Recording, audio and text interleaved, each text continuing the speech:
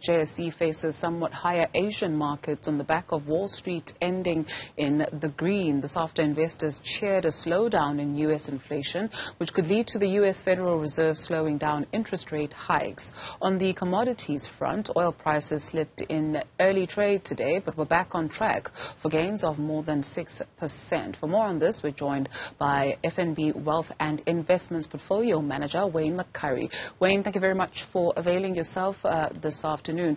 Perhaps if you'd allow me first, maybe let's just talk about the most newsworthy item at the moment, NERSA's approval of Eskom's tariff hikes. What to make of it? Because they also say, NERSA that is, that in the reasons why they afforded Eskom that increase is so that it can offer some sort of low growth, high unemployment and load shedding is some of the reasons why they would give that increase. Yes, I think there's a few things to say about Eskom. I'm sitting in my car in the absolute blazing sunshine because the network and the cell phones go down in my area after 4 hours of stage 6 load shedding, and you've got to drive somewhere to actually find a network and find the cell.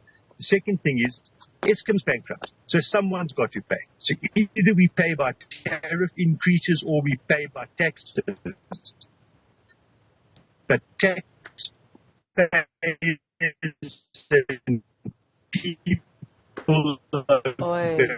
have to pay. People get the network to work properly and higher interest will need money from NERSA, and we need money for Eskom from NERSA. And I mean, load shedding is destroying the economy, it's destroying jobs, so an answer's got to be found, and unfortunately an answer involves money. So we're just going to have to pay more. We completely missed that first answer because it would appear that those gremlins are following you wherever you drive, Wayne.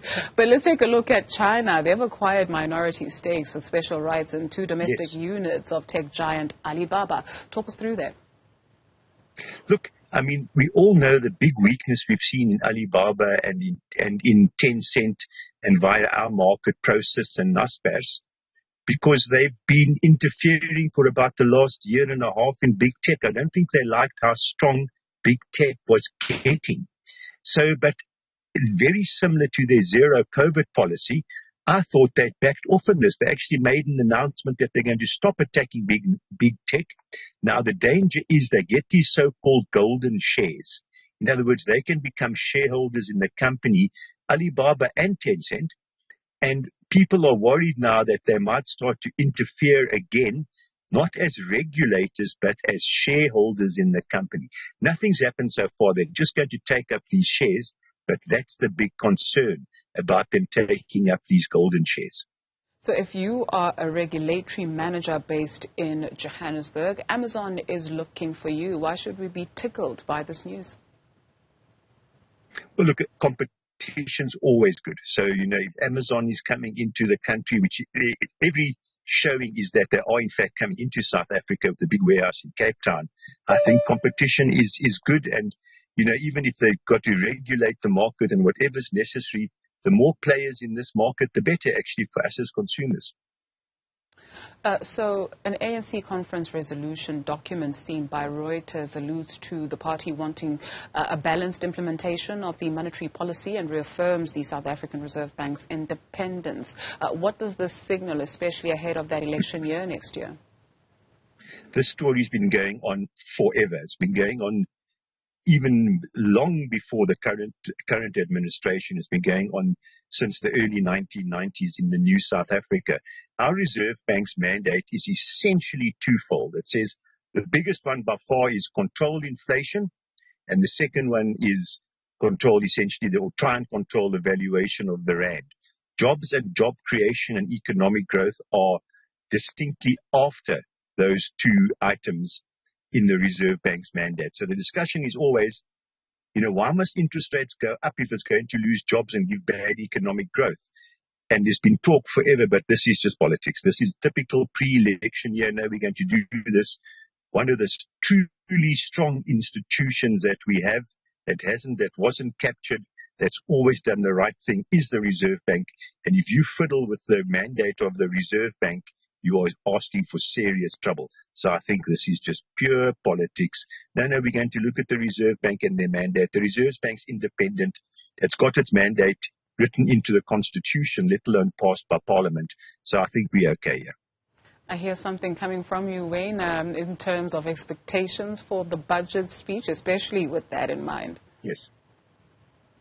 Look, the budget speech, surprisingly enough, is not going to be that bad, despite load shedding, despite all of the problems that we are all so well aware of. The mining sector and commodity companies have actually done quite well. So the tax revenue should look quite reasonable. Expenditure has spiraled out of control, which is a good thing. That expenditure has remained relatively well under control. So I don't think the budget's going to reflect a poor picture at all. In fact, it might show a little bit better than expectations.